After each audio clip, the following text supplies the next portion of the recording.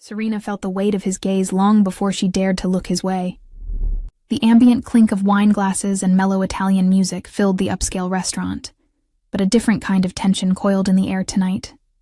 At table 14, a man sat with an aura so commanding that other patrons instinctively whispered and stole glances.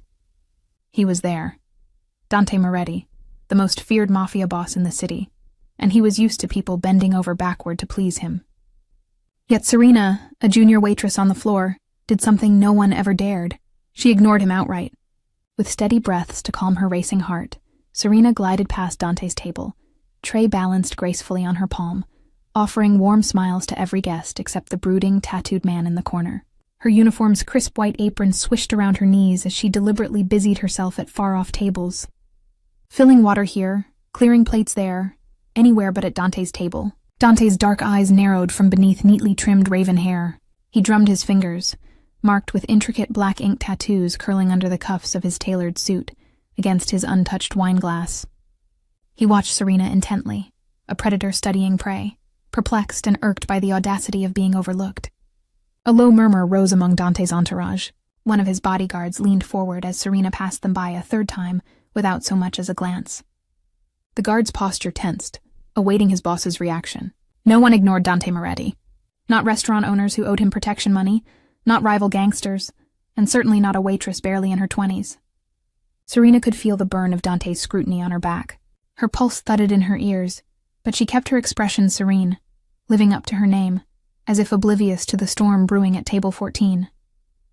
She was aware, of course. How could she not be? The entire staff knew who Dante was, what he was capable of. She'd overheard the urgent whisper from the restaurant manager when Dante and his men arrived. Make sure Mr. Moretti has everything he needs, immediately. But Serena had made a decision tonight. She would not cater to a man like him beyond the bare minimum. It was a quiet act of defiance, perhaps foolish, perhaps brave, fueled by a mixture of fear, anger, and principle burning in her chest.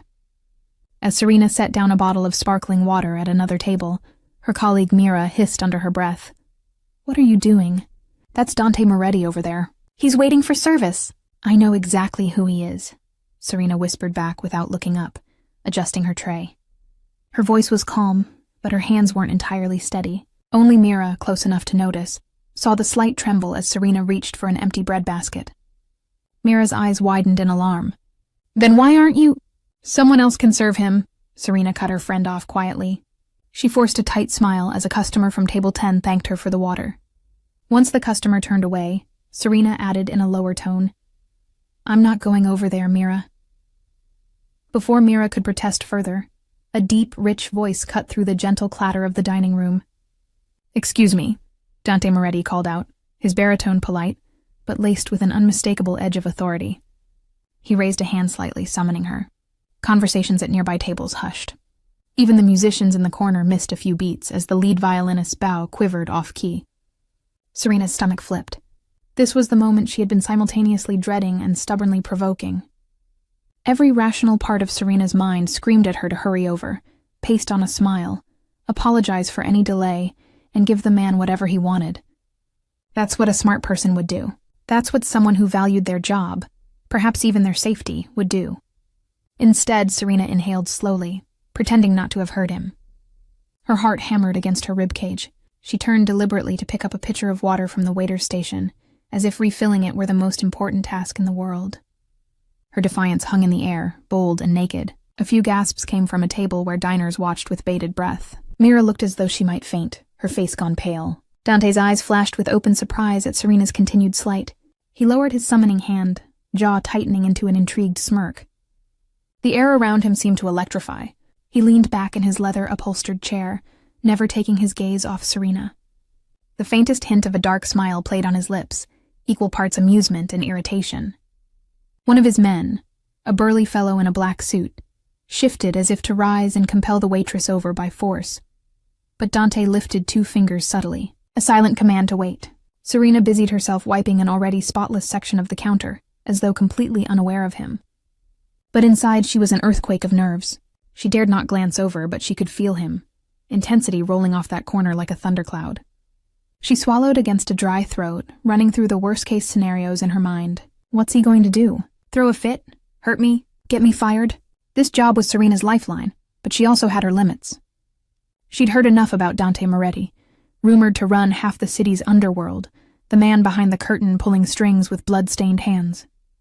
Serving him felt like consorting with the devil. And Serena had already lost too much to people who lived on the wrong side of the law. She thought of her kid brother at home, of the empty chair at her law school lectures, where she used to sit before her parents' accident ripped normal life away. A man like Dante and his ilk were the reason she felt so much fear walking home at night, why innocent people got hurt. If this silent protest tonight was a small stand for her principles, so be it. But Dante Moretti was not a man accustomed to patience or denial. After a few more charged seconds of watching Serena pretend he didn't exist, Dante exchanged a glance with his right-hand man, Nico, a tall, hawk-eyed figure lingering at the edge of the booth. Dante gave a slight nod. Nico understood instantly. The man pushed back his chair and stood, smoothing down his jacket. Serena's focus remained on the counter, but she sensed movement approaching. Footsteps with purpose. Her fingers tightened around the handle of the water pitcher as Nico's broad shadow fell over her. "Mr. Moretti would like a word," Nico said in a low, courteous tone that did nothing to mask the steel beneath. It wasn't a mere request. A jolt went through Serena. She looked up into Nico's face. He had the cold, professional look of someone who'd seen years of violence without flinching. Her mouth went dry. I'm busy attending other guests," Serena managed, aware of how weak that excuse sounded even to her own ears. She hated that her voice wavered just a touch. Nico didn't budge. "Now," he said. And though his lips formed a polite smile, the word was edged with quiet menace. Mira was tugging at Serena's elbow with silent pleading, her eyes saying, "Just go." "Are you crazy?" Around them, diners stared openly, sensing a spectacle. Serena realized her stand had only two possible outcomes now: back down or double down. Her heart was pounding so hard it hurt, but a stubborn part of her refused to submit completely. She set down the water pitcher with deliberate calm and drew herself up to her full height, still a head shorter than Nico. "Lead the way," she said, hoping the tremor in her knees didn't show. Nico turned and walked back toward the corner booth. Heads turned and whispers trailed in their wake as Serena followed, her stomach doing flips. She felt Mira's frightened gaze on her back and squared her shoulders a little more. Each step felt surreal, as if the floor might open up. The soft glow of chandelier light glinted off Dante's rings as he steepled his fingers, watching her approach with an unreadable expression. When Serena finally stood at the edge of his table, she noticed details she'd avoided seeing before. The intricate patterns of ink peeking out from under his cuffs and collar. A snake, a rose, hints of letters, curling over strong wrists and a hint of muscular neck. The tailored suit in midnight blue that fit broad shoulders perfectly, and those eyes, dark, dissecting, disturbingly beautiful, fixed on her like she was the most fascinating thing in the room. Dante motioned with 2 fingers toward the empty spot in the semicircular booth beside him. "Sit," he said softly. A simple word, but laced with a quiet command that made clear it was not optional. Serena's heart skipped. Sit next to him? It was highly irregular for a staff member to join a guest, let alone this guest. Her instincts screamed to keep distance. "I'd prefer to stand, if you don't mind," she replied, careful to keep her tone respectful. She clasped her hands behind her back so he wouldn't see them shake. For a moment, Dante merely regarded her. The corner of his mouth twitched, perhaps in displeasure at her not immediately obeying. One of his men, seated across, shifted as if offended on his boss's behalf. Then Dante slid aside on the leather seat, making a bit more room, and patted the spot again. His smile was calm, but his eyes held Serena captive. "I insist." His voice was quiet, polite, and utterly unyielding. A pulse of anger flared through Serena's fear. The nerve of this man, ordering her around in her own workplace. Still, confronted so directly, with several of Dante's suited henchmen watching, Serena knew she was cornered. Causing a larger scene would only make this worse. Slowly, she lowered herself to sit in the booth, careful to leave a few precious inches between her and Dante. Her spine was stiff, ready to bolt. The leather was warm from his body heat. Dante watched her, clearly noting the rigid posture and the way her eyes refused to meet his. He found it almost amusing. This young woman who wouldn't even look at him now, after refusing him so openly moments ago. He leaned a fraction closer. Not enough to touch, but Serena felt the slight invasion of her space and went even tauter. A faint whiff of his cologne drifted to her, smoky cedar and something subtly spiced. Under different circumstances, it might have been intoxicating. Right now, it only set her nerves more on edge. "What is your name?" Dante asked, tone conversational, as if this were a normal chat at a bar, rather than an interrogation in a spotlight. "Serena," she answered, eyes fixed forward on the polished wood of the table. She could see her own reflection faintly in it, wide-eyed and tense. "Serena," Dante repeated slowly, tasting the syllables. "Serena?" She pressed her lips together. He wanted her last name. Giving it felt like yielding more information than she wanted to this man. "Just Serena. I'm a waitress here. That's all you need to know, sir." A ghost of a smile crossed Dante's face at her poised response. Across from them, one of Dante's lieutenants let out an incredulous breath, as if scandalized. "You know who I am, don't you, Serena?" Dante's voice deepened on her name. Serena finally turned her head just enough to properly meet those dark eyes. They pulled her in with a gravity that was almost physical. She suppressed a shiver and answered truthfully, "Yes, I do." His eyebrow lifted. Clearly, her candidness caught him off guard for an instant. He recovered fast, offering a tight smile. "Then you understand that when I call, you answer." It wasn't a question. It was a statement of how his world worked, delivered with velvety menace. A spark of defiance ignited in Serena at his presumption. "With all due respect, I was occupied with another table," she replied, voice quieter now, but steady. "I intended no offense." A lie. She absolutely intended to snub him. But she doubted telling Dante Moretti that to his face would end well. Dante considered her, silence stretching. Serena could feel her pulse in her throat. He had a way of looking, unblinking, that made the truth feel exposed. She wondered if he could sense her deception. "Occupied, he murmured. One strong arm draped over the back of the booth behind Serena, casually caging her without even touching her. This restaurant prides itself on attentiveness. I'd hate to imagine the staff is too busy to tend to a guest." Serena swallowed. She could almost feel the heat of his arm near her shoulders. A reminder of how physically overpowering he could be if he chose. Yet she lifted her chin slightly. We're a bit short-handed tonight," she managed, trying to sound apologetic but not submissive. "My colleague was going to attend you shortly." Dante's dark lashes lowered, and he huffed a quiet breath that might have been a chuckle. "Ah, so it wasn't going to be you then?" Her carefully constructed composure threatened to crack. His perception was razor-sharp. She decided honesty, or a version of it, was her best path now. "I thought, perhaps you'd prefer our head waiter's service. He's more experienced with VIP guests." That was partly true. The head waiter usually took over with demanding clients or celebrities. Dante turned his head slightly, eyes flicking over the dining room where indeed the gray-haired head waiter was hovering anxiously by the bar, clearly debating whether to intervene. No doubt he feared Dante's displeasure. "Interesting," Dante said softly. "You see, I rather prefer your service, Serena." The way he said her name was almost intimate. Her heart did a strange little flutter of confusion at that tone. "That's why I requested you in the first place." Serena's brow knitted. "Requested me?" Dante's gaze held hers captive. "Do you think it was coincidence you were assigned this section tonight?" he asked quietly. She blinked, taken aback. Truthfully, she normally worked the other side of the restaurant.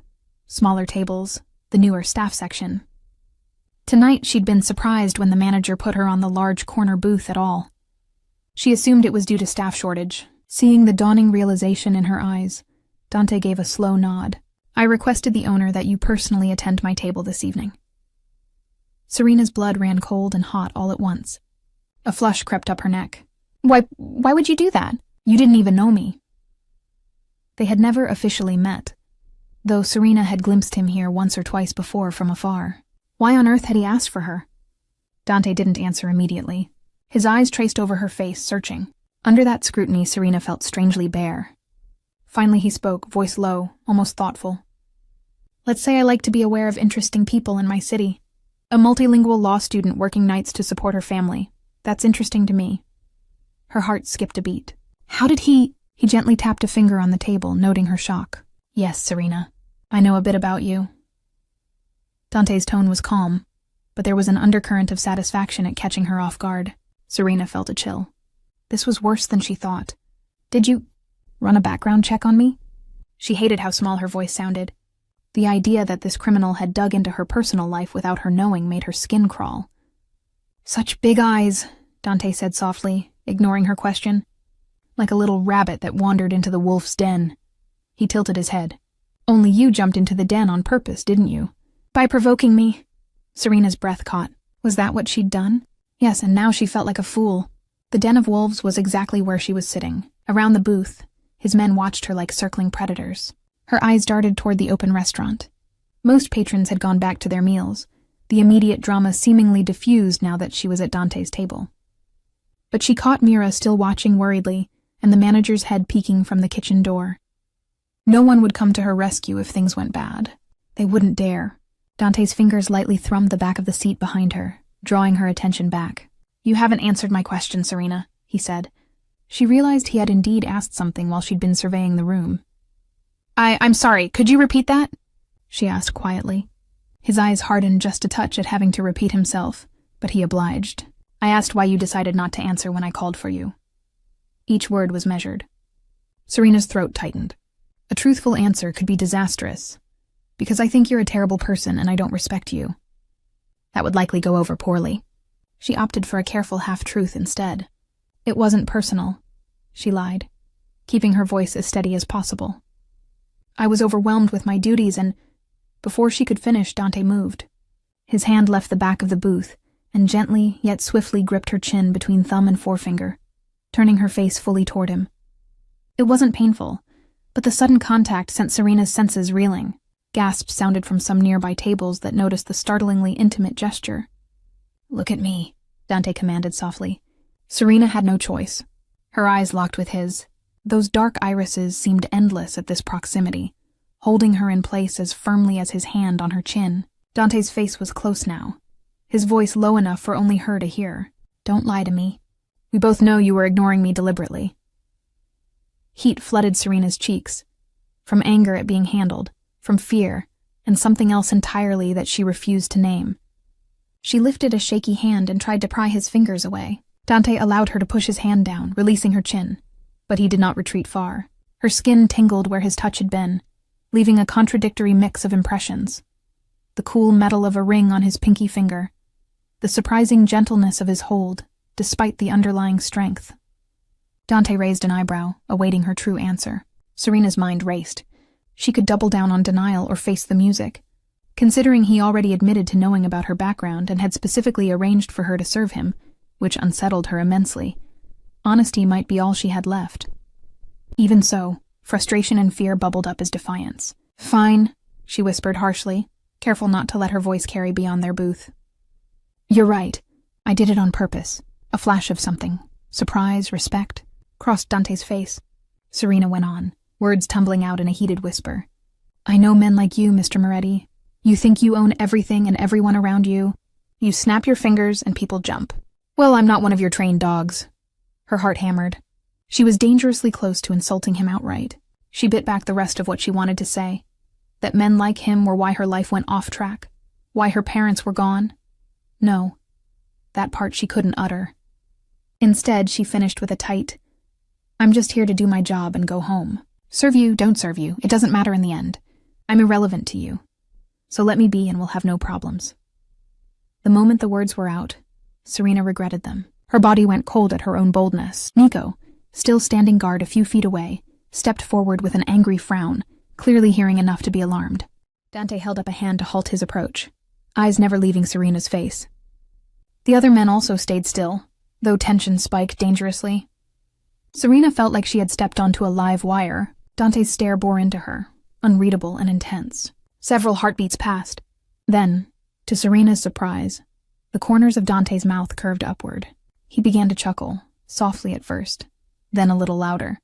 A genuine, rich laugh that turned a few heads in the restaurant, though they couldn't know what was amusing the Mafia king. Serena was baffled. She had braced for anger, for threats. Instead, he was laughing. Dante ran a hand through his hair, mirth lingering in his eyes. You're either incredibly brave or incredibly foolish, Serena, he said at last, voice warm with amusement. Either way, it's been a long time since anyone spoke to me like that. Serena released a breath she didn't realize she'd been holding. Was that a good sign? Her heart still pounded uncomfortably. Dante leaned in slightly again, tone lowering to a near purr that made the fine hairs on her arms stand up. You're not irrelevant to me, he said. Though his words were quiet, there was weight to them that made Serena shiver. The way he said it felt personal, almost intimate. She opened her mouth to reply, but just then a commotion near the restaurant's entrance drew both their attentions. The front door had swung open with a loud thud. 2 men rushed in, clad in dark street clothes, faces partially obscured by hats and bandanas. Before anyone could react, one of them shouted something in Italian, a crude curse, and gunfire erupted. Pop! Pop! Pop! 3 shots cracked through the once pleasant atmosphere in rapid succession. A woman screamed. Glasses shattered. Diners dove to the floor in panic. Time slowed to molasses for Serena. She watched in frozen horror as one gunman raised a pistol toward their corner booth, toward Dante. For a split second, her eyes met Dante's, and she saw a flash of something startling, not fear, but concern, directed at her. In the next heartbeat, Dante moved faster than she thought possible. He lunged across the small space, grabbing Serena by the waist. With one powerful pull, he yanked her down onto the leather seat just as a bullet whizzed past, splintering the wooden partition right behind where her head had been. Screams and chaos erupted fully around them. Serena's world tilted as Dante pressed her down, covering her with his own body. Her back hit the leather seat and he was half atop her, shielding her with a solid chest and arms bracketing her protectively. The sharp scent of gunpowder filled the air, mixed with terrified cries and the crash of overturned chairs. Serena's ears rang from the gunshots. For a disorienting moment, all she could register was Dante's weight pinning her, his face so close that she saw the fierce light in his eyes. "Stay down," he growled near her ear. Gone was the cool, teasing tone. Now his voice was all command and urgency. Another shot rang out, hitting the table's edge with a burst of splinters. Dante's men had drawn their own weapons, overturning the heavy table for cover. Nico and another guard returned fire methodically toward the attackers, as guests crawled away screaming. Serena's mind caught up. An attack was happening, and Dante was the target. The men who burst in were gunning for him. She shouldn't be surprised. A man like Dante surely had many enemies, but nothing prepared her for being literally caught in the crossfire. Her breath came in short gasps, adrenaline surging. She felt Dante's hand curl over her head gently, pressing it down to protect from debris. She turned her face just enough to see a trickle of blood on his other arm. A shard of flying glass from an exploded wine bottle had sliced him, bright red seeping against his white cuff. Before she could think, Serena reacted. In a strange bubble of calm amid the panic, her old training kicked in. She'd had basic first aid classes, even considered EMT volunteering in school. With shaking fingers, she grabbed a clean napkin that had fallen from the table and pressed it to Dante's bleeding forearm. He glanced down in surprise at her action. "It's nothing," he said, almost dismissively, but his gaze lingered on her, softening for a split second. Another hail of bullets cracked. The attackers were relentless. It sounded like more rounds hit walls. The bar's mirror shattered with a crash. The air was thick with terror and plaster dust. From behind the overturned table, Nico shouted, "Boss, we need to get you out of here. Back exit now." Dante nodded sharply. He shifted off Serena just enough to give her a hard look. "Stay low and come with me." It was not a request. His tone allowed no argument. Outside their protective cocoon, Serena became aware of everything at once. A sobbing woman huddled under a table, a man yelling for someone to call the police, the moans of an injured patron. Her heart ached at the chaos. "I can't just leave these people," Serena stammered. She spotted a wounded busboy on the floor a few feet away, clutching his leg where blood pooled. Instinct kicked in. She started to rise, intent on going to help him. Dante's hand clamped on her wrist, lightning quick. "Don't!" he hissed, eyes fierce. "You'll get shot."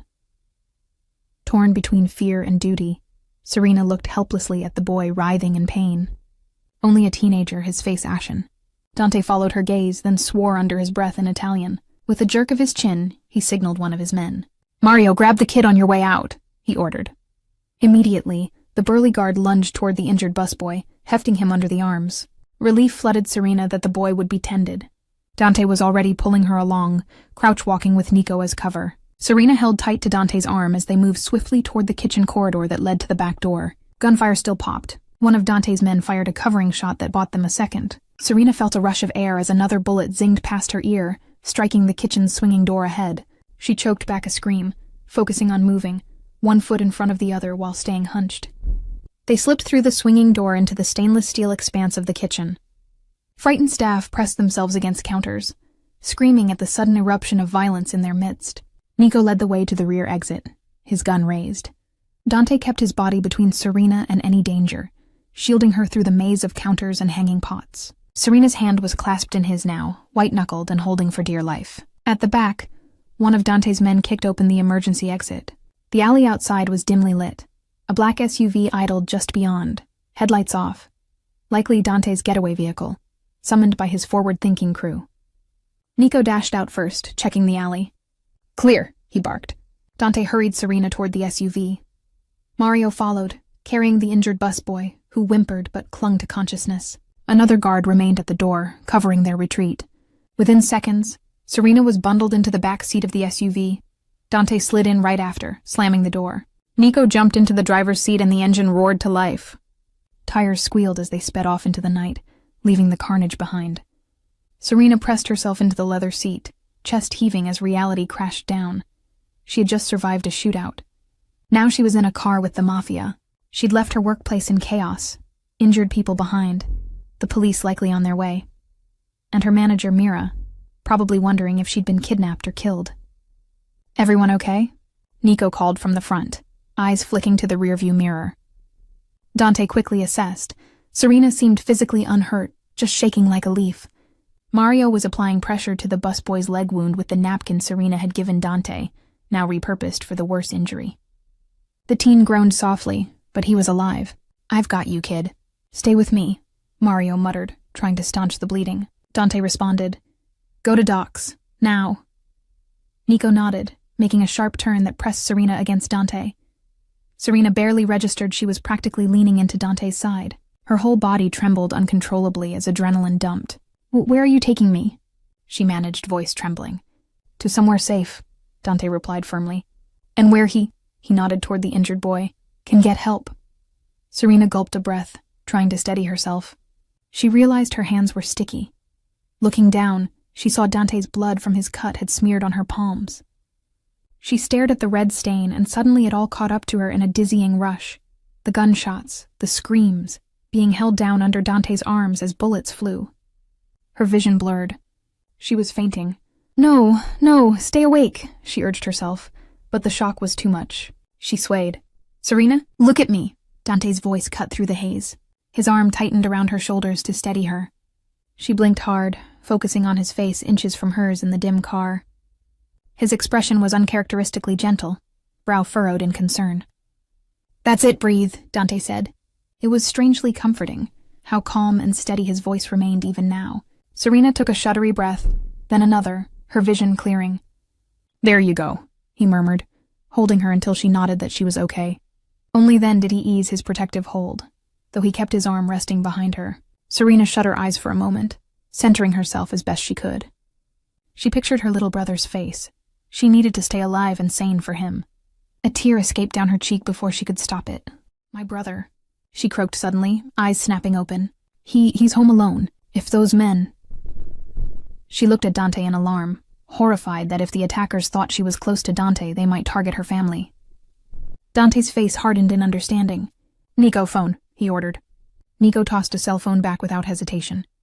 Dante caught it and handed it to Serena. "Call your brother, now. Tell him to lock all the doors and windows. Stay inside until he hears from you again." Dante's tone left no room for delay. Hands shaking, Serena dialed Danny's number from memory. It rang seemingly forever. "Please answer," a sleepy voice finally picked up. "Hello? Danny," Serena burst out, more urgently than she meant to. Her 12-year-old brother's voice immediately sharpened with worry. "Serena, what's wrong? Are you okay?" Serena struggled to sound calm. I'm fine, honey." Her voice quavered, undermining her claim. She swallowed. "Listen carefully. I need you to go around the house right now and make sure every door and window is locked, okay? Don't open the door for anyone, no matter what." On the line, Danny paused, confused and afraid. "It's late. Did something happen? You're scaring me." Serena closed her eyes, pressing back more tears. "I'm sorry, I don't mean to scare you. Just trust me and do this. And stay away from the windows. Maybe stay in our bedroom." There was a shuffling sound, likely Danny hurrying to check locks as told. "Oh, okay, I'm doing it," he said, a little breathless. "But where are you? When are you coming home?" Serena bit her lip. I'll be home as soon as I can. I promise. Just stay put and keep your phone close. If you need anything, call the police, okay? Actually, she rethought, glancing at Dante's men.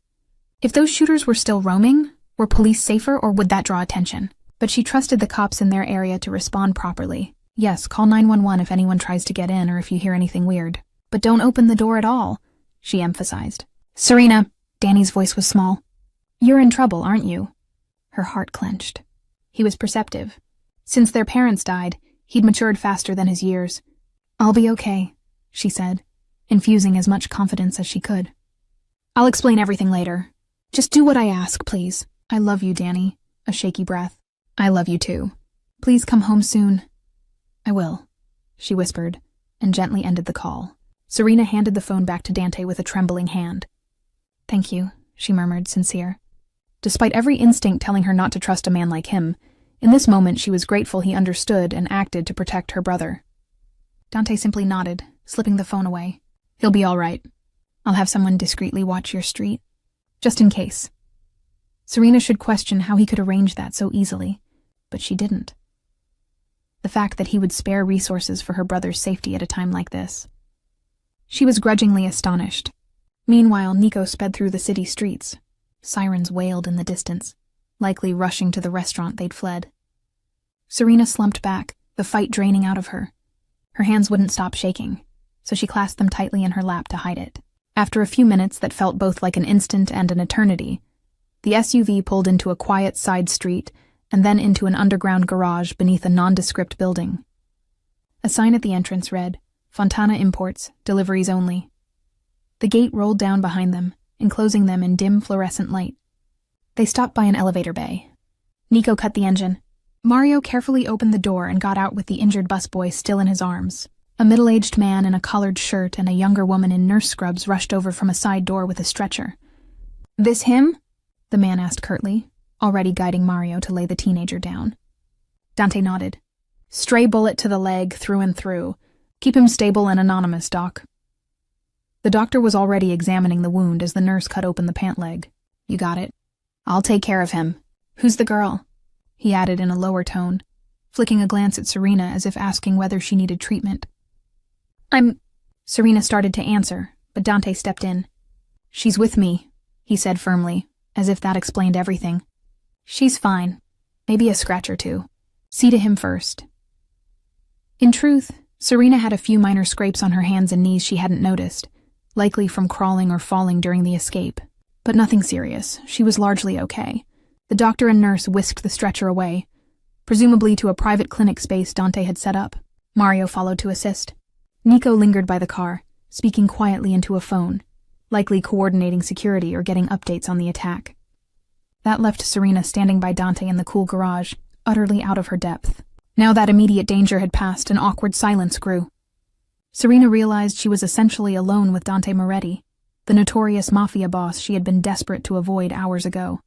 How the tables had turned. Here she was, saved by the very man she defied, her life still in his hands in more ways than one. She must have swayed on her feet, because Dante gently touched her elbow. You should sit. You've had a shock. Serena let him guide her to a low concrete step by the wall. She sank down, legs weak. Thank you, she murmured, taking a moment to breathe. It was all she could think to say. Dante crouched down in front of her so he could look her in the eye. In the harsh light, his features were a mix of hard angles and unexpected softness. A streak of blood, his, stained his shirt sleeve, but he seemed unbothered by his own injury. His focus was entirely on her. You're safe here, he said quietly. No one can reach you, I promise. Something in his tone made her believe him. She nodded faintly. Those men, they were trying to kill you. It wasn't a question, more a stunned realization spoken aloud. A muscle in Dante's jaw ticked. Yes, Serena hesitated, then asked, Because of who you are? Dante's lips pressed into a thin line. His eyes flickered with some emotion she couldn't quite read. Anger, regret, shame. It was gone in an instant. That would be a fair assumption, he answered finally. Serena lowered her gaze. She had resented him as a criminal, but seeing the violent consequences of his world firsthand was entirely different. People were hurt, nearly killed tonight, including possibly herself, all because of these feuds and power plays. A wave of anger surged through her, mingled with exhaustion. Without thinking, she blurted, This is exactly why I didn't want anything to do with you." Her voice trembled, but once she started, she couldn't stop. "People around you get hurt.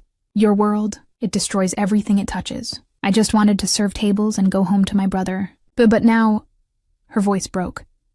"Now I might have lost my job. Innocent people are injured. I'm sitting here covered in blood and—" She wiped at her cheeks, only then realizing tears were spilling. Dante listened silently, face unreadable. When she trailed off, trying to stifle her sobs, he spoke in a measured tone. "I won't let anything happen to you or your brother," he said. It was gentle but with an undercurrent of steel. "I will cover the medical costs of anyone hurt tonight, and the damages to the restaurant. You won't lose your job."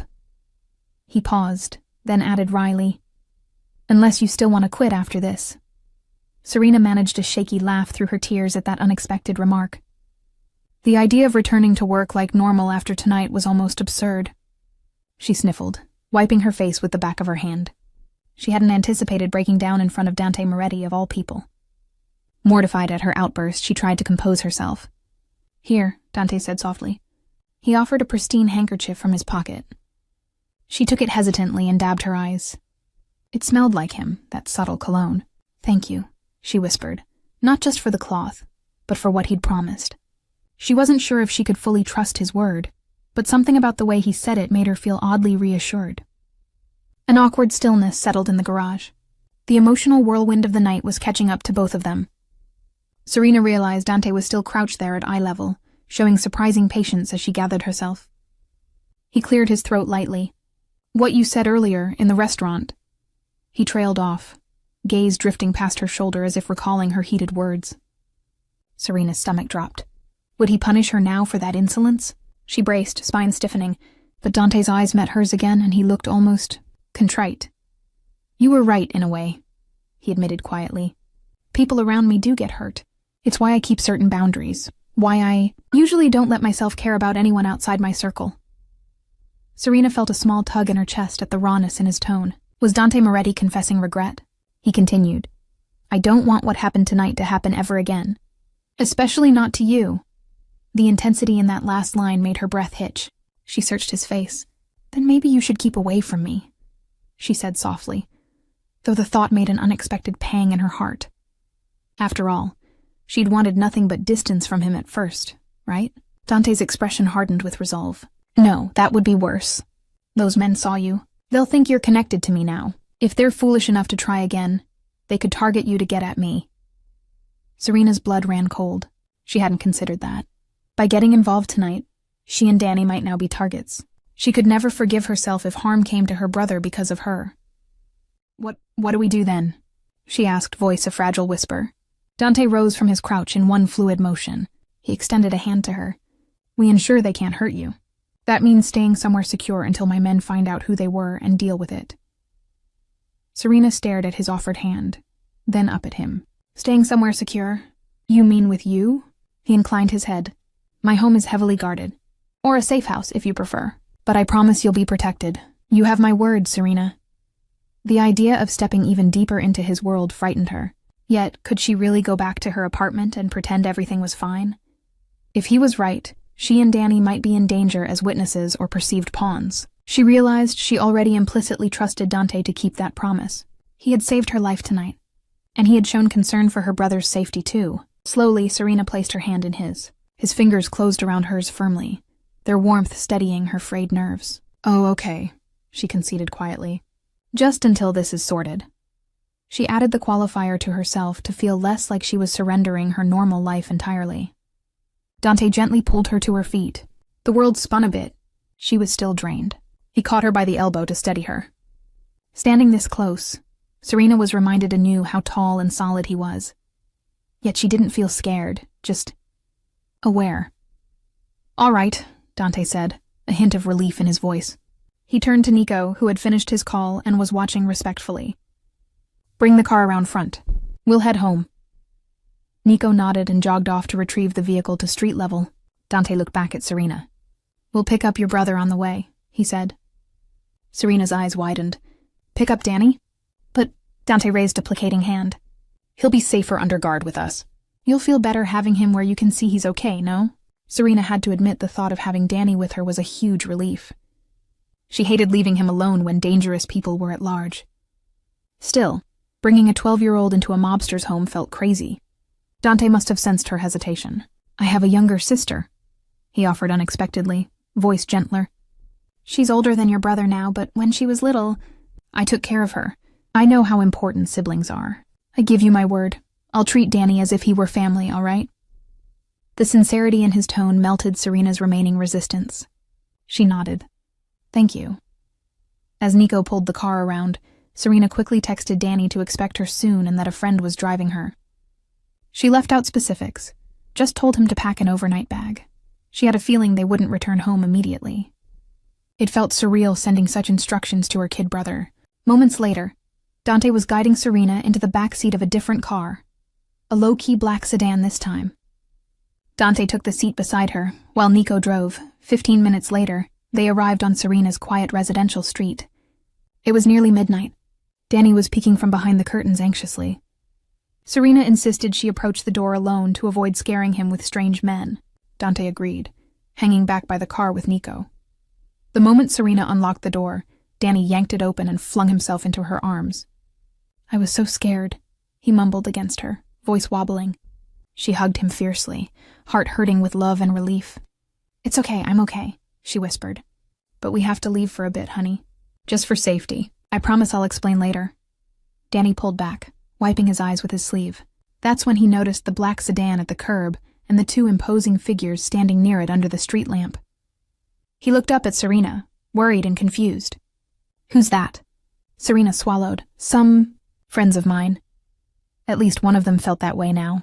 "It's safe, I promise. They're here to help." She grabbed a small duffel and quickly tossed in some of Danny's clothes, a toothbrush, his handheld game, things to keep him comfortable. When they stepped out, Dante moved a little into the light. He offered Danny a gentle, if cautious, smile. "Hello, Daniel. I'm Dante Moretti, a friend of your sister's." Danny's eyes grew huge at the name. He edged closer to Serena, but bravely managed a polite, "Hi." Dante's gaze flicked to Serena as if confirming Danny knew who he was. She gave a slight nod. Danny likely recognized the name from hushed news reports or local lore. "Right, well," Dante said kindly, "let's get going so you both can rest. You can bring your backpack, of course." He opened the rear car door. "Serena, why don't you sit back here with your brother? I'll take the front." It was a thoughtful gesture to reduce Danny's anxiety. Serena slid in, letting Danny enter next to her, and Dante took the passenger seat. As the car pulled away, Serena kept an arm around Danny, who stared wide-eyed at Dante's profile in the front. After a few silent minutes, Danny mustered the nerve to whisper to Serena, "That's really him, isn't it?" Serena gave a tiny nod. Danny frowned, still whispering, "Are we in danger because of him?" Serena squeezed her brother's shoulder. "We were, but I think we're safe now. He saved my life tonight, Danny, and he's going to make sure we're okay." Danny glanced toward Dante. The Mafia boss pretended not to hear their hushed conversation, gazing out his window. With a child's blunt curiosity, Danny spoke up louder. "Mr. Moretti?" Dante glanced over his shoulder. "You can call me Dante." "Dante, are you really a Mafia boss?" Danny asked, voice trembling slightly. Like on TV?" Serena cringed. "Danny, that's not—" But Dante didn't seem offended. He replied gently, "I was, yes. But I promise, I'm one of the good guys tonight. I won't let anyone hurt you or your sister, okay?" Danny studied him, as if weighing the truth of his words. Then he nodded slowly. "Okay." The rest of the ride passed in quiet. Serena felt exhaustion pulling at her, but adrenaline still coursed. City lights gave way to a more secluded, upscale area by the water. The sedan wound up a private drive to an impressive estate surrounded by high walls and wrought iron gates. With a signal from Nico, the gates opened to reveal a villa-like mansion framed by gardens, and overlooking, as Serena glimpsed, the dark expanse of the bay or ocean beyond. The car stopped under a columned portico. Even in darkness, the house exuded luxury. Soft exterior lights illuminated archways and balconies draped in bougainvillea. It looked like a Mediterranean retreat transplanted near the city. "This is your house?" Danny breathed, awe temporarily eclipsing his fear. "Yes," Dante said, stepping out and then opening the rear door. "It's home." He helped Danny out with a reassuring hand on the boy's back, then offered his other hand to Serena. She took it, stepping out onto the cobbled drive. The night air smelled of salt and jasmine. An older woman with gray-streaked hair hurried out the grand front doors, her face etched with concern. "Dante, grazie a Dio, I've been worried sick." By her apron and familiarity, Serena guessed this was the housekeeper, or perhaps a relative. "I'm all right, Carmela," Dante assured, patting her arm. "But we have guests. Could you prepare the blue bedroom for Miss Serena and her brother? They'll be staying." Carmela's gaze fell on Serena and Danny, taking in their rumpled, blood-stained clothes and exhausted faces. She clicked her tongue sympathetically. "Of course. I'll run a bath and set out fresh clothes, too." She gave Serena a kindly nod. "Welcome, dear. You're safe here." Serena managed a grateful smile. "Thank you." Dante led them through the open double doors into a foyer with a sweeping marble staircase. A chandelier cast warm light over polished wood floors. The interior was elegant and inviting, not ostentatious. Serena's eyes briefly caught paintings of what looked like Italian countryside scenes on the walls, and a faint scent of lemon and cedar, perhaps recently cleaned wood, and Dante's cologne intermingled. Carmela hurried ahead up the stairs. Dante gestured for Serena and Danny to follow. "This way." They walked down a long hallway on the second floor, past a series of closed doors, until Dante opened a set of double doors at the end. Inside was a spacious bedroom suite done in soft blues and creams. A 4-poster king bed dominated the main room, and through an archway they could see a smaller attached sitting room with a daybed and sofa. French doors likely led to a balcony with a view of the grounds. Serena felt Danny squeeze her hand, his earlier awe returning at the sheer opulence. Carmela was already bustling about, pulling plush towels from a cabinet and laying out what looked like pajamas on the bed. "The ensuite bathroom is through there," she pointed to a side door. "Why don't I draw a warm bath for the young master? Poor thing looks like he could use it." Danny looked to Serena for approval. At her nod, he allowed Carmela to gently shepherd him towards the bathroom, though he kept glancing back to ensure Serena was still in sight. "I'll be right here, Danny," Serena assured him softly. Only when he disappeared into the tiled bath with Carmela did she sway on her feet, exhaustion washing over her. Dante was at her side in an instant, steadying her elbow. "Easy. It's been a long night." Serena gave him a tired smile. "You can say that again." He led her to a tufted bench at the foot of the bed. "Sit. I'll ask Carmela to bring something warm to drink." "Really? Serena started to protest that he needn't trouble himself, but Dante was already at the door. Speaking low to another staff member who appeared, Serena caught the word tea and something about milk for the boy. The efficiency of his household was impressive. As Dante returned, Serena looked down at her stained clothes, a stark reminder of the night's events. Blood, wine, dust. She'd have to burn this uniform, she thought wryly. As if reading her mind, Dante offered, "There are clean clothes there." He nodded to the neatly folded piles Carmela had set out. "They might be a little loose, but it's better than what you have." Serena eyed the clothing, a soft-looking ivory sweater and drawstring linen pants for her, and a pair of boys' pajamas for Danny. "Thank you. This is so kind. Way more than we could ever ask." Dante's expression turned serious. "You two can ask me for anything. You know that, right?" Her cheeks warmed under his steady gaze. I appreciate it," she said quietly. So much had shifted between them, yet she still wasn't sure how to navigate it. This morning, she would never have believed she'd be in Dante Moretti's guest room, feeling oddly safe. Dante cleared his throat almost shyly. "I'll let you get cleaned up and rest. My room is just down the hall if you need anything. Carmela or one of the staff will be posted nearby as well." Serena stood, an impulse making her reach out to touch his arm lightly. "Dante." It was the first time she addressed him by first name directly. It felt intimate but right. He looked at her, eyebrows raised slightly in question. She mustered a small smile. "I just wanted to say I misjudged you. Tonight you saved me, protected my brother. I won't forget that. So thank you." Her voice was earnest, almost tender. His dark eyes softened. "No thanks needed. I'm just sorry you got dragged into my mess."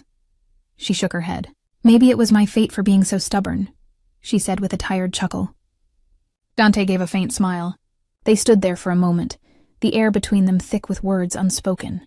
He looked like he wanted to say something more, but just then Carmela re-emerged with Danny, who was now clean, damp-haired and dressed in the 2 big pajamas, likely hand-me-downs from Dante's family, Serena guessed.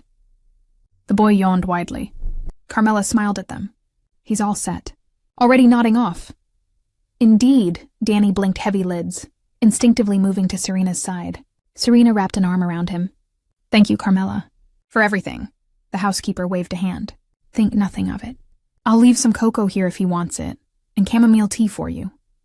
She nodded toward the side table where a tray with mugs had been placed. Then with a pointed look at Dante, she added, You should get some rest too, ragazzo. It's nearly morning. I will, Dante promised. He gently squeezed Carmela's shoulder. Thank you. Once Carmela departed, Dante turned back to Serena and Danny. The boy was half asleep against Serena. I'll let you both get some sleep, Dante said softly. He hesitated, then reached out to ruffle Danny's hair. Good night, Danny. You're safe here. Danny managed a drowsy smile. Good night, Dante. He then shuffled toward the small daybed in the attached room, mumbling, Is it okay if I sleep here, Serena? It's cool, like my own little room. Serena helped him onto the daybed, tucking the provided blanket around him. I'll be right in the next room if you need me, okay? Okay, he murmured, already curling up with the ease of a child who, despite the drama, now felt secure enough to sleep. Serena stepped back to the main bedroom where Dante still lingered by the door, as if unwilling to leave until he was certain they were all right. Their eyes met. In the warm lamplight, his face showed the strain of the night. A faint bruise on his temple she hadn't noticed before. Lines of worry around his eyes. Yet he offered her a small smile. Try to get some rest. We'll talk more in the morning. Good night, Dante, she said softly. He inclined his head. Good night, Serena. On impulse, she added, Sweet dreams. It was a simple phrase, but the way his eyes warmed at it sent a flutter through her. With one last lingering glance, Dante slipped out, pulling the double doors gently shut behind him. Serena released a long breath. What a day. No, what a night. She changed out of her ruined uniform into the soft sweater and linen pants. As Carmela thought, they were a tad roomy, but clean and comfortable. She washed her face and hands in the ensuite sink, watching reddish-tinged water swirl away. It felt symbolic, washing away the blood and fear of the day. Finally, she padded barefoot back into the bedroom. She peeked in on Danny, sound asleep, mouth slightly open, his small chest rising and falling steadily. Relief swelled in her. They were safe. Serena climbed into the enormous bed, the sheets cool and inviting. When she clicked off the lamp, darkness enveloped the room, broken only by a sliver of moonlight through the drapes. Yet she lay awake for a while, her mind refusing to shut off. Every time she closed her eyes, the night's images replayed. Dante's hand with that ring reaching to tilt her chin, the muzzle flashes of guns, his arms around her under the table, his voice telling her to breathe, the determined look on his face as he vowed to protect them. She turned over, staring at the ceiling. Outside, waves gently lapped and a nightbird trilled. It was peaceful here, a world away from the violence of earlier. Eventually, exhaustion overtook her. Serena drifted into a restless sleep, dreams populated by dark shapes chasing her through a labyrinth of restaurant tables and shattered glass. But each time terror threatened to overwhelm, a strong arm would pull her out of danger, and a low, steady voice would call her name, guiding her through the chaos. In the end, it wasn't fear she felt, but the steady beat of a heart against her cheek and the warmth of a protective embrace carrying her into the light. Morning light found Serena awakened by the distant sound of waves and the unfamiliar comfort of silk sheets. For a blissful, drowsy instant, she forgot where she was. She snuggled into the plush bed, thinking she was home in her own lumpy mattress. But then her eyes flew open, taking in the elegant blue room. The events of the previous night came crashing back. She sat up quickly, heart rate spiking, until she saw a small form curled on the daybed in the adjacent sitting room. Danny. Safe. Still sleeping, his arm thrown over a pillow. Serena exhaled in relief. They had made it through the night. Sunlight filtered through gauzy curtains, painting the room in gentle gold. A glance at the ornate clock on the wall told her it was past 9 a.m. She never slept this late, especially not on a workday.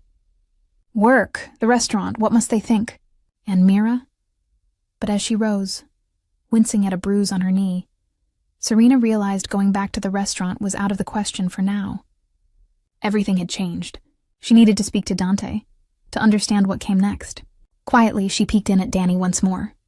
He was exhausted enough to keep sleeping. Better to let him. Serena decided to freshen up. She found her uniform from last night had vanished. Someone must have whisked it away to wash or burn.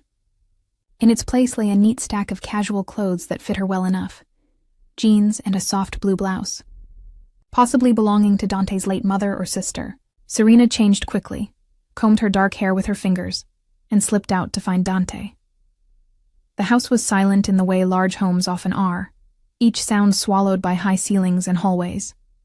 Serena followed the faint aroma of coffee down the grand staircase and toward an open set of double doors that led to a sunny patio. There she found Dante, standing by a wrought iron table set with breakfast. He was on the phone, speaking low and serious in Italian. He wore a crisp black shirt, sleeves rolled to his elbows, revealing sinewy forearms and more of those swirling tattoos. In daylight, they gave him an even more dangerous appeal, yet here he was buttering a piece of toast while on a business call. He looked up as Serena stepped onto the patio. Their eyes met, and Dante's hardened expression immediately softened. He said a quick goodbye into the phone and set it aside. "Good morning," he greeted, genuine warmth in his tone that sent a small flutter through Serena's stomach. "Morning," she replied, suddenly shy. She smoothed a stray lock of hair behind her ear. She hadn't exactly had a chance to brush it. It probably looked a mess. If it did, Dante didn't seem to mind. He gestured to the table. "Please join me. I wasn't sure what you like, but we have fruit, pastries, and coffee, of course." At the mention of coffee, Serena realized how much she needed caffeine. "Coffee sounds amazing," she said, moving to one of the cushioned chairs. A gentle sea breeze caressed her face. The patio overlooked a manicured garden sloping toward a glittering expanse of water beyond the property fence. The bay, she guessed. It was breathtaking. "This place is beautiful," she said softly, taking it in. Dante poured her a cup from a silver carafe. "It was my father's idea. He always wanted a home by the water. Reminded him of the old country." Serena accepted the coffee. "Your father, is he—" "He passed years ago," Dante replied matter-of-factly, though she heard an undertone of pain. "My mother as well, shortly after. I ended up with the house." "I'm sorry," Serena said, heartfelt. She knew what it was like to lose both parents. Dante nodded in thanks. He took a seat across from her. For a moment, both were quiet, sipping coffee and letting the morning calm wrap around them. Finally, Dante spoke. "I have news. About last night." Serena set down her cup, tensing slightly. "What did you find out?" His jaw hardened. "The men who attacked were hired guns, not directly affiliated with any major family. Likely mercenaries paid by someone who wanted to send a message." "Message?" Serena echoed. "To you?" Dante inclined his head. "To me. Or specifically about you." She blinked, unease rising. "Me? I don't even know anyone who would—" Dante held up a hand gently. "It seems word got around quickly that I took an interest in a waitress. Perhaps someone thought to exploit that. One of my rivals, Franco Bianchi, he's been getting bold lately. My sources suggest he orchestrated the hit, thinking to catch me off guard in public. And when they saw me, protective of you, that gave them the idea to use you as leverage." Serena swallowed hard. "So if I hadn't been there, they might not have attacked?" Dante frowned. "No, don't think that. They came to kill me. You being there was just an opportunity to unsettle me. Franco has been looking for a chance to strike. If not last night, another time soon." She processed that. It alleviated a sliver of guilt she didn't realize she carried. Guilt that by provoking Dante, she might have triggered the chaos. But it also sank in deeper that she was entangled in his dangerous world now by mere association. "What will you do?" she asked quietly, dreading the answer. Dante's eyes hardened. "I'm going to deal with Franco before he tries something like that again. I've already sent a message to arrange a meeting to settle this once and for all." Serena's stomach nodded. A meeting in Dante's terms likely meant a violent confrontation. "Dante," he looked at her steadily. "This is how it has to be, Serena. If I don't respond decisively, others will see weakness. More could come after us. I won't have you or Danny living under threat. I need to end it." His use of us and the fierce protectiveness in his voice made Serena's heart tug. But the prospect of more violence, of Dante risking his life in a mob showdown, terrified her. "There's been enough bloodshed," she pleaded softly. "Isn't there another way? Could you involve the police? If you know Bianchi did this—" She stopped at Dante's look. It wasn't anger, but disappointment. "You know I can't go to the police, Serena. Not without damning myself and my own people. The law, it doesn't protect men like me. We handle things our way." Serena lowered her gaze. Of course, the law. For a moment she'd let herself forget who he was. She rubbed her temples, anxiety building. Dante reached across the table and gently rested his hand over hers. The contact was warm and unexpectedly comforting. "I promise I'll be careful," he said, voice low. "I've survived many years in this life. I have no intention of leaving it in a box." She flinched at the morbid phrase. He squeezed her hand reassuringly. "I also have no intention of allowing Franco to ever come near you or Danny again. Once this is handled, you'll be free. You both will." Free. The word hung in the air. It implied that right now they weren't free. They were caught in Dante's orbit until he settled this. Serena realized with a small shock that after last night, she did feel a sort of safety in Dante's presence she hadn't expected. Her eyes drifted to where his thumb absently stroked the back of her hand. Such a small gesture, yet it sent her pulse jumping. She should pull away. Remind herself that for all his heroics, Dante was still a criminal. But it was hard to reconcile the ruthless Mafia boss with the man sitting here gently comforting her, making sure she had sugar for her coffee, worrying about her safety. "Thank you," she murmured, voice catching. "For everything. I know I was harsh with you before. Maybe I was naive." She gave a weak laugh. "The law doesn't always stop bad people, I know that. Sometimes I just wish it did. So that you wouldn't have to put yourself in danger again." A wry smile tugged at Dante's lips. "Listen to you, worrying about me now." Serena flushed. "Is that so strange? You've done a lot for me in a very short time. I'm not ungrateful." He looked pleased by her answer. His hand still loosely held hers. Serena hadn't made any move to withdraw it, and truthfully she didn't want to. Dante's gaze flickered to her lips for just an instant before returning to her eyes. Her breath hitched. Had she imagined that? Across the table, Dante's face grew more serious, almost vulnerable. "Last night, when I thought something might happen to you..." He paused, searching for words. "It was different than anything I've felt in a long time. I've seen a lot, done a lot, but the fear that struck me when those bullets flew toward you, that was new." Serena felt a flush creeping up her neck. Was he saying what she thought he was? "I realized," Dante continued quietly, "that I would do anything to keep you safe. Even walk away from all of this if I could. If that's what it takes." Her eyes widened. Walk away? Did he mean the criminal life? Could he even do that? Dante gave a faint smile. "Don't look so surprised. You said something yesterday about me thinking I own everything. Maybe that was true once. But you showed me something else. You showed me not everyone can be bought or intimidated, that some people have real strength and principles. It made me remember a part of myself I thought was long gone." Serena's throat felt tight. She was deeply moved and didn't know how to respond. She squeezed his hand slightly, letting the gesture speak for her. He went on, voice earnest. "When this business with Franco is done, I'm considering changes. I have money and resources. I could disappear, start fresh somewhere quiet, and if..." He hesitated. "If you wanted, maybe you and Danny could too. Away from all this." Serena's eyes stung suddenly. Was he offering them an escape together? It sounded a lot like it.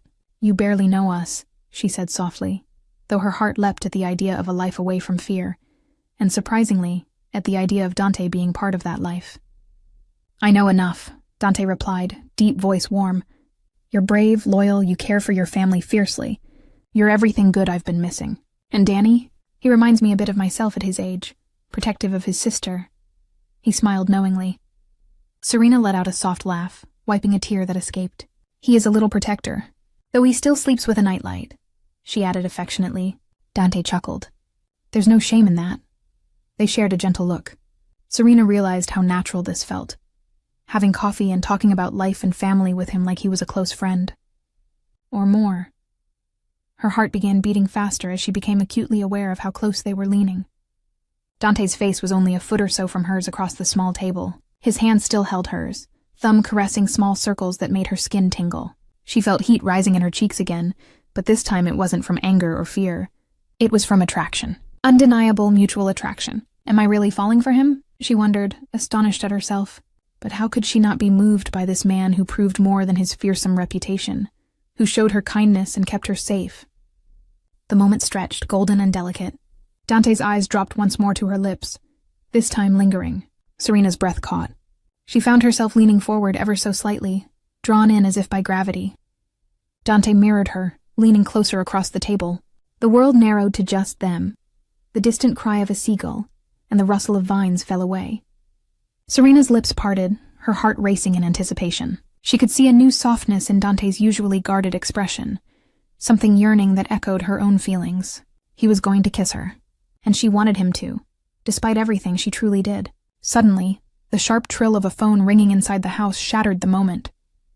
Serena jolted back, and Dante closed his eyes with a frustrated sigh at the interruption. He reluctantly released her hand. Nico's muffled voice called from the foyer, "Boss? It's urgent!" Dante stood, his demeanor shifting back to business in a blink. "Give me a minute," he replied toward the door. Then to Serena, voice rueful, "I'm sorry. I have to take this. It might be about Franco." Serena nodded, trying to ignore the wild fluttering in her chest that had been left unresolved. "Of course. It's okay." Her voice was steadier than she felt. He hesitated, looking like he wished he could stay. But the phone rang again, and duty pulled him away. Dante squeezed her shoulder gently, then strode inside to handle whatever crisis awaited. Serena exhaled and sank back in her chair. Her whole body tingled with adrenaline of a very different kind than last night.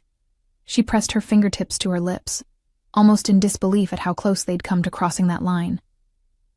"Focus, Serena," she chided herself, though a smile tugged at her mouth. The fact remained. She had feelings for Dante Moretti. Against all logic, the mysterious Mafia boss had carved a space in her heart. She knew she should be cautious. Falling for someone like him was bound to be complicated. But if he really meant what he said about leaving his life behind, maybe there was a chance for them. A future she never imagined, far from waitressing or prosecuting mobsters, and instead with one of them by her side as a changed man. Her hopeful musings were cut short by raised voices inside the house. "What do you mean, gone?" Dante's voice, thunderous and alarmed. Serena shot up from her seat, heart in her throat. Gone? She hurried inside to the foyer, where Dante, Nico, and a couple of other men stood in a tense huddle. Dante had a phone pressed to his ear so hard his knuckles were white. "When?" He barked into it. He listened for a second. "Find him now, or so help me." He growled and tossed the phone onto a side table with a clatter, raking a hand through his hair in panic.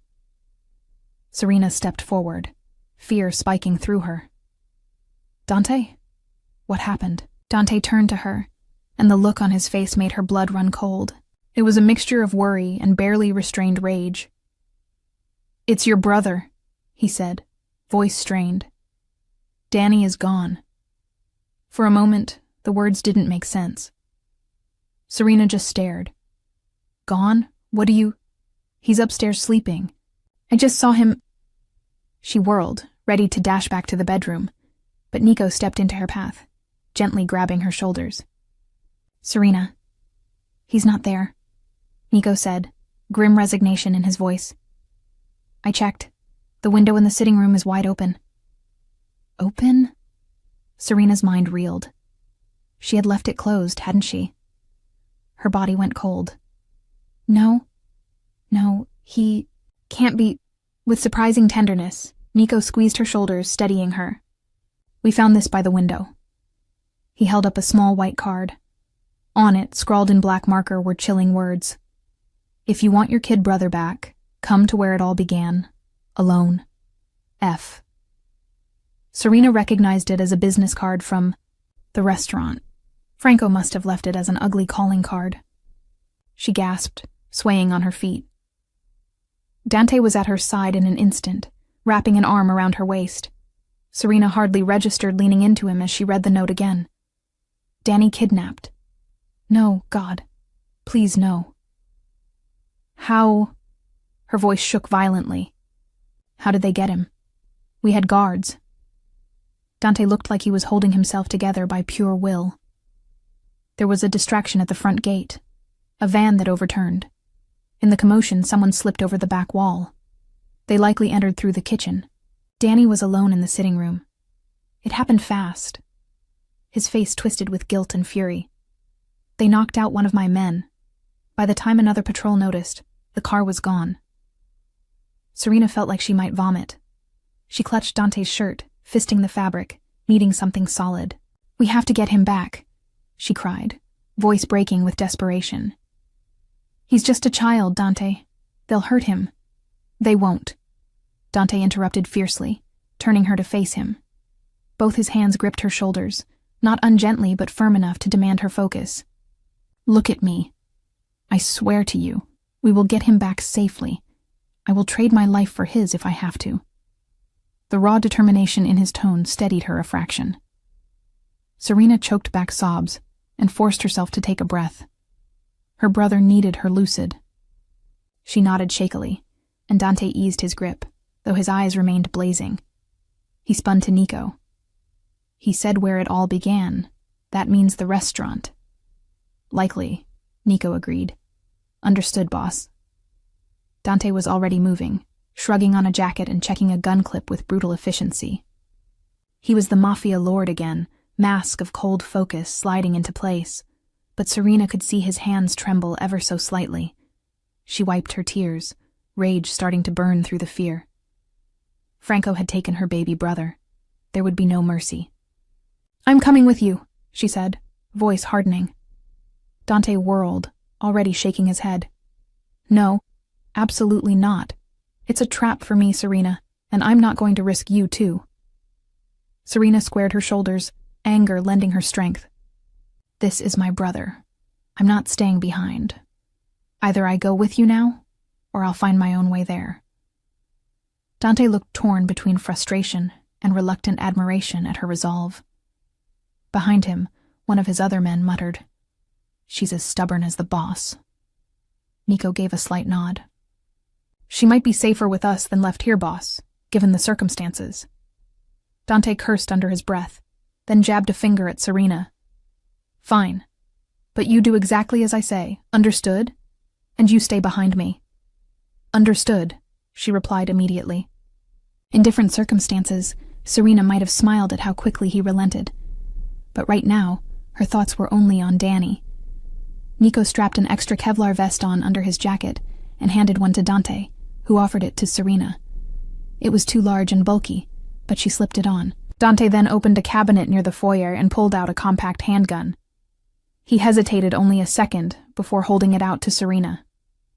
Her stomach flipped at the sight of the weapon. The memory of last night's violence was still raw. I've never... His voice was gentle but firm. "Take it. For protection.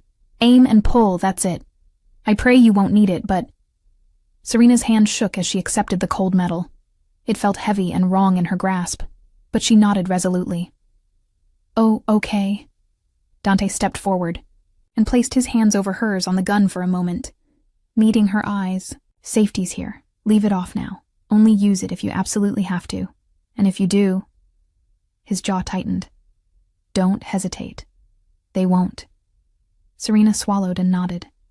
She slid the pistol into the deep pocket of the coat Carmela had hurriedly given her, hoping she wouldn't need to draw it. Within minutes, they were back in the car, speeding toward the city. Dante drove this time, wanting control. Serena sat in the back with Nico. To better hide her presence, Dante insisted, in case Franco's lookout spotted the car early. 2 other vehicles with Dante's men followed at a discreet distance for backup. As they raced down the highway, Serena closed her eyes and sent every prayer she knew into the universe. Please let Danny be okay. She also made a silent vow.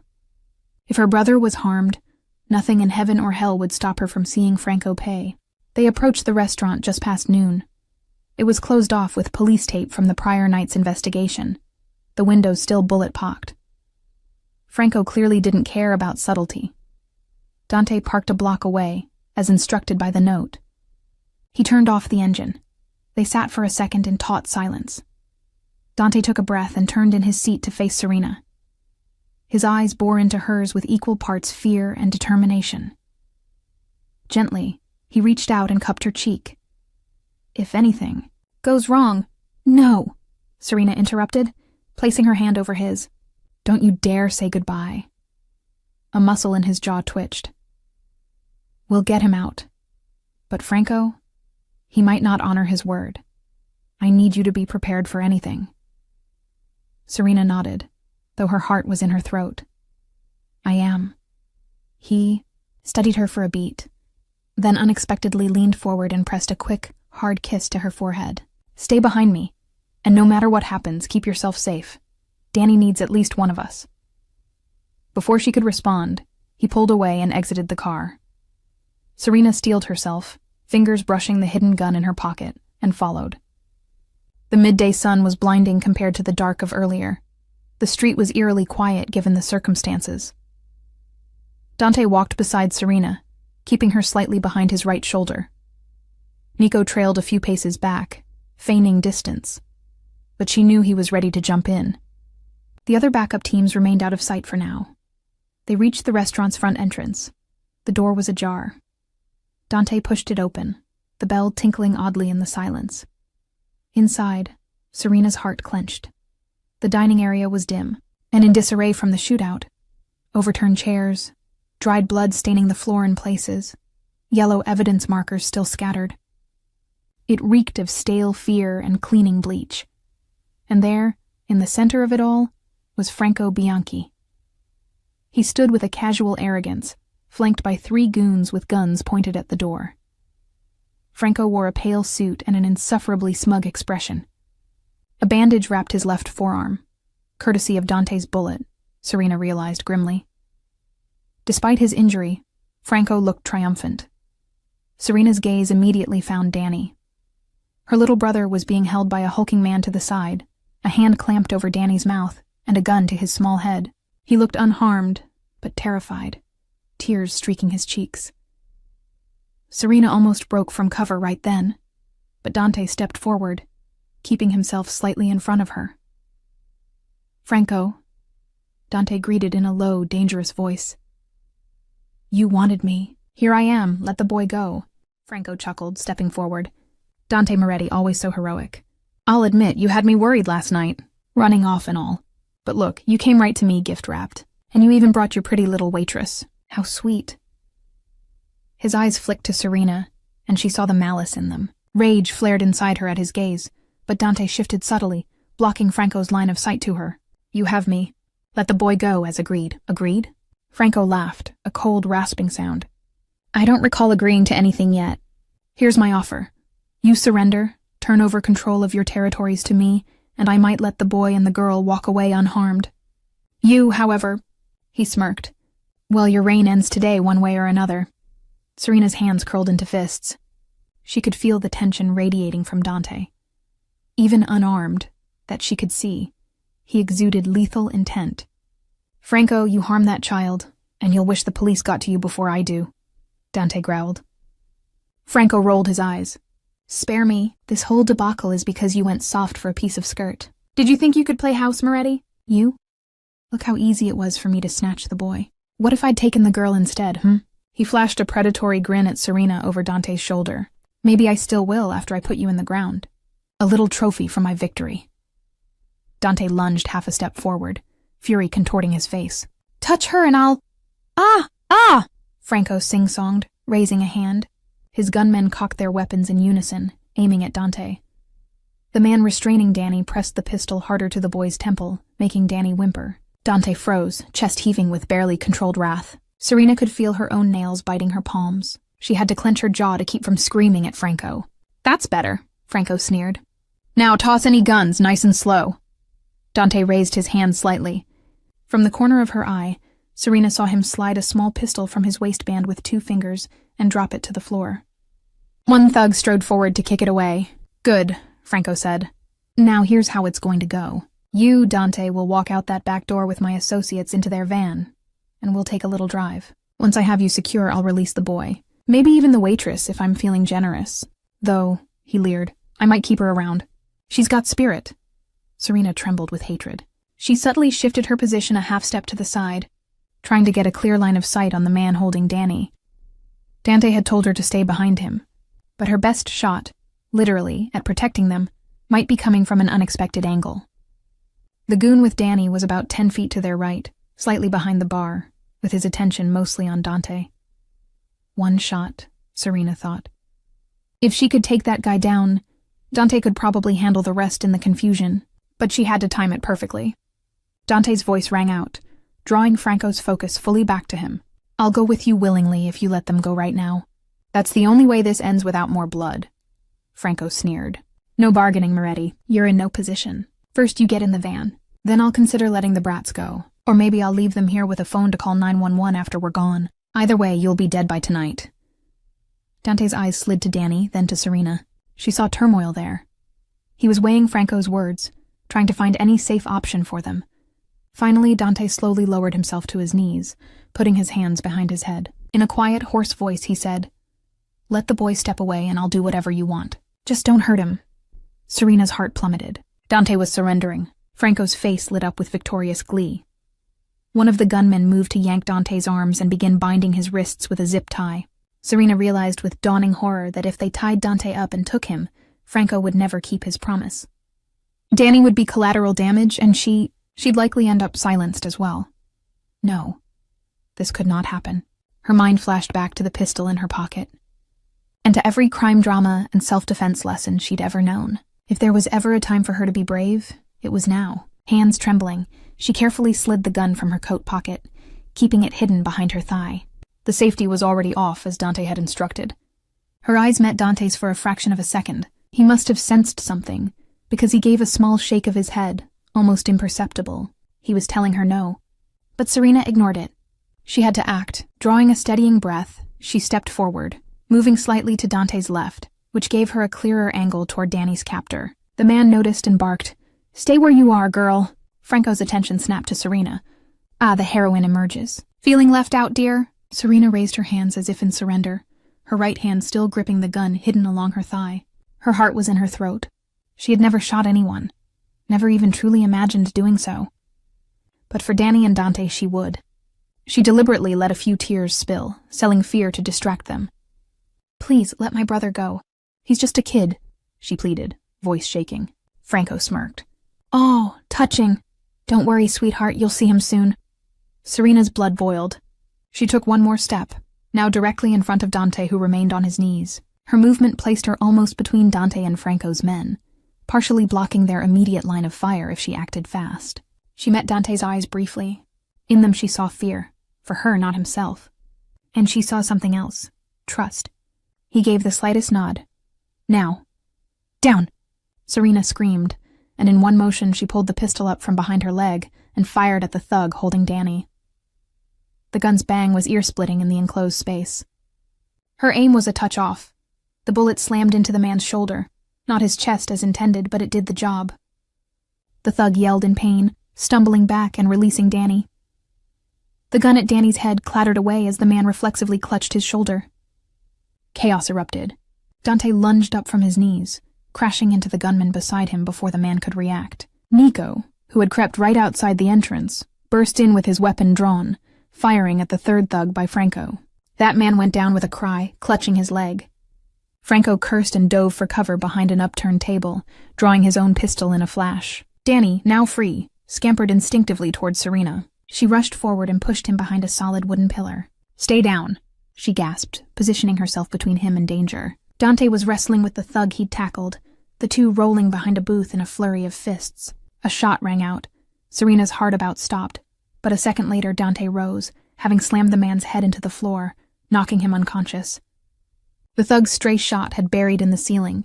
Nico engaged with the goon Serena had winged, who despite his shoulder wound was scrambling for his dropped gun. 2 quick shots from Nico's pistol, and the man collapsed, incapacitated. Only Franco remained. He popped up from behind the table and fired wildly in Serena's direction. She ducked, covering Danny's smaller body with hers as wood splintered around them. Her heart hammered. In her peripheral vision, she saw Dante moving, circling to flank Franco from the side. Sirens wailed in the distance. Someone, likely the backup teams outside or a bystander, had called the police. This needed to end now. Serena peeked around the pillar and saw Franco taking aim at Dante's approaching figure. Something fierce surged through her. She would not let this monster hurt Dante or Danny ever again. Steadying her shaking arm on the pillar for support, Serena took a deep breath, then stepped out just enough to get a clear shot. Franco's eyes shifted to her, surprise flickering. Perhaps he hadn't expected her to re-emerge with fire in her eyes. She didn't hesitate. Serena squeezed the trigger. Click. Jam. Her stomach dropped in horror. The pistol didn't fire. Either it was out of bullets or had jammed after the first shot. Franco's lips curled in a snarl, and he swung his gun toward her. Time seemed to slow. Serena felt a strange calm. She had to draw Franco's fire away from Danny and Dante, even if it meant getting hit. She locked eyes with Franco defiantly, bracing herself. But Dante was faster. In a single great bound, he crashed into Franco from the side just as the gun went off. The shot went wide, shattering a hanging lamp. Dante and Franco tumbled to the ground in a heap. Franco was eerily quick for a man of his age. He twisted, trying to bring his gun to bear. They grappled intensely, both grunting with effort. Dante's face was a mask of fury and determination. Serena frantically looked for something to help. Her gun was useless now. Out of the corner of her eye, she spotted Franco's revolver that had been knocked from his hand during the scuffle. It lay just a foot or two away from the two men, half under a chair. Nico was tending to the downed thugs, ensuring they were disarmed and unable to rejoin the fight. It was down to Dante and Franco, and Serena. She sprinted forward, adrenaline overriding fear. Just as Franco broke partially free and reached toward the fallen revolver, Serena kicked it with all her might, sending the weapon skittering across the floor, far out of reach. "You little—" Franco snarled, abandoning the gun and lunging at Serena in rage, his hands outstretched. Dante roared and grabbed Franco around the torso, hauling him back. Franco elbowed Dante in his wounded arm, making him falter with a groan. Serena reacted instantly. The wine bottle Dante had uncorked the night before still lay on the table nearby, miraculously unbroken. She snatched it up and, with a cry, smashed it against Franco's head as hard as she could. The bottle didn't break, but Franco's eyes went wide, a stunned oof escaping him. He crumpled to the floor in a daze. Dante stood over Franco's prone form, chest heaving. He looked at Serena, concern flooding his expression. "Are you hurt?" She shook her head quickly, adrenaline making her almost giddy. "No, I'm okay. Danny? Here." Danny emerged cautiously from behind the pillar and ran into Serena's arms. She hugged him fiercely, feeling his little heart hammering as wildly as hers. "It's okay, I've got you," she whispered, tears of relief finally spilling. A chorus of "Police! Drop your weapons!" rang out as half a dozen officers poured in through the front, guns drawn. In the distance, sirens blared. Nico, who had already disarmed himself, raised his hands high. Dante slowly raised his hands too, stepping away from Franco's groaning form. Serena did the same, one arm still protectively around Danny. The next minutes were a blur of shouted commands and confusion. The officers saw the unconscious or wounded kidnappers, saw Franco and Dante, known figures, and had to sort a very bizarre scene. Serena, still holding Danny close, immediately began explaining in a rush. "That man, Franco, he kidnapped my brother. We were rescuing him, he tried to kill us." She probably sounded hysterical, but she didn't care. The truth spilled out in a torrent. A detective she recognized, Detective Alvarez, who occasionally lectured at her law school, gently guided her and Danny aside to take their statement, away from the now handcuffed Franco and Dante. She was reluctant to be separated from Dante, but the last thing she saw was him giving her a small, reassuring nod as two officers patted him down. He didn't resist.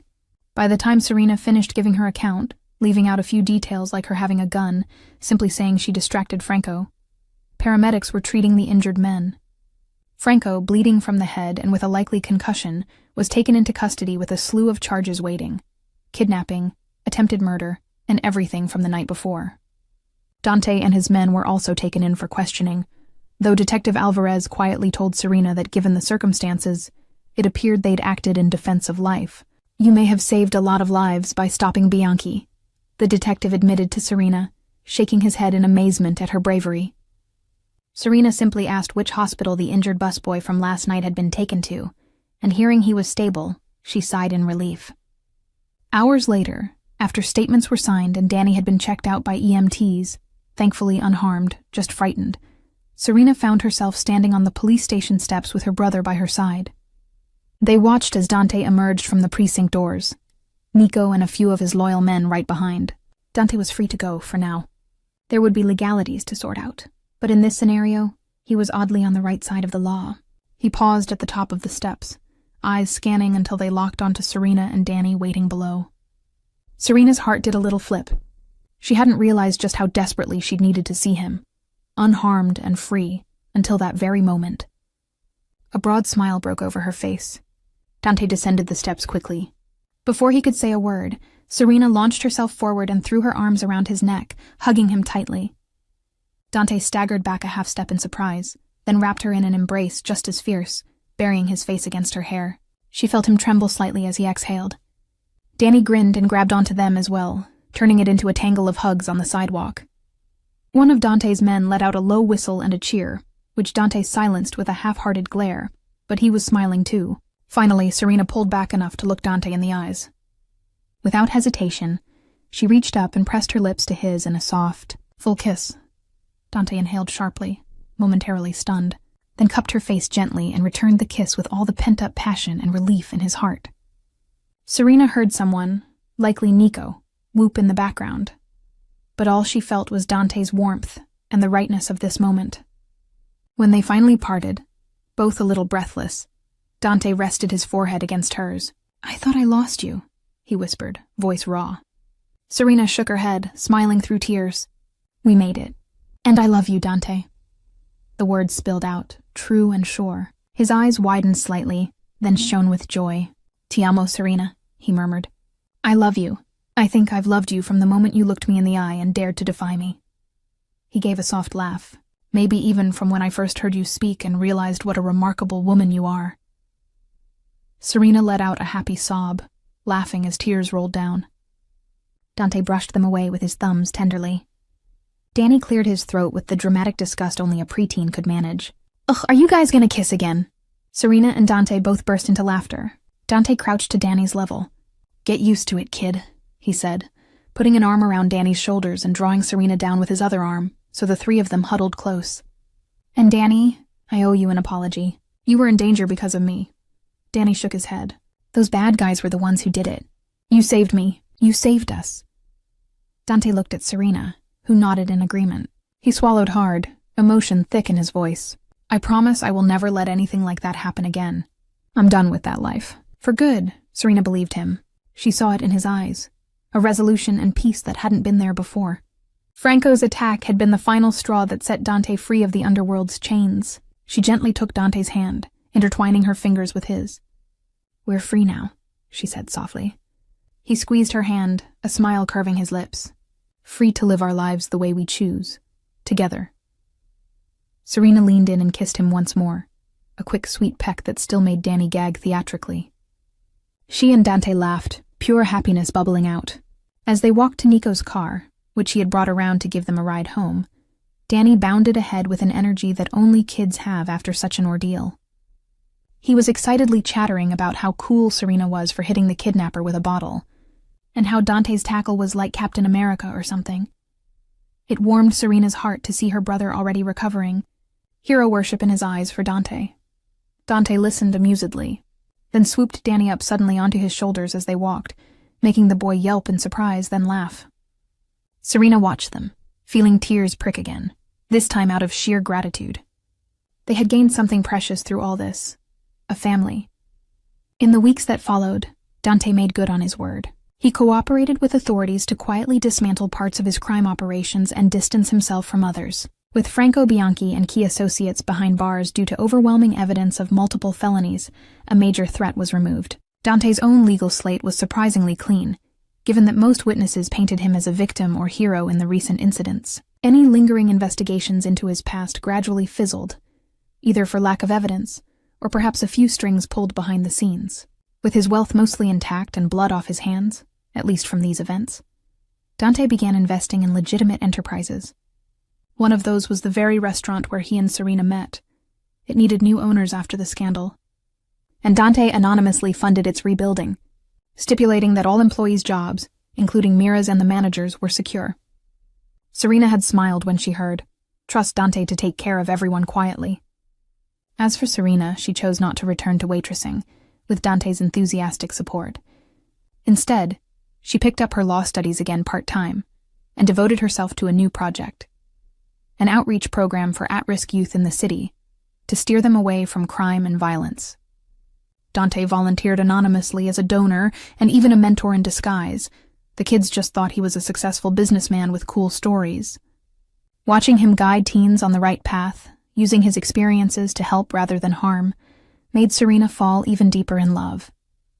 Danny healed too, with therapy and the unwavering love of his sister and Dante, who became an older brother figure that Danny idolized. His nightmares from the kidnapping faded.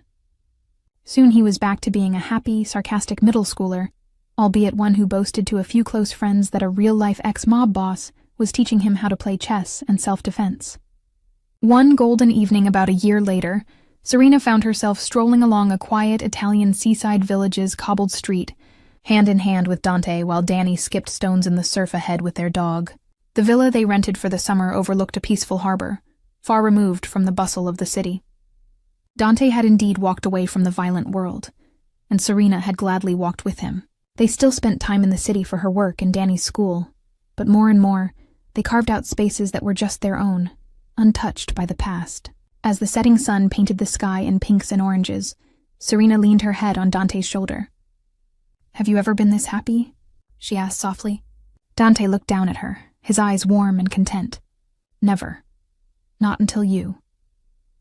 He paused, then in a playful whisper added, "Technically, this all started because you ignored me, you know."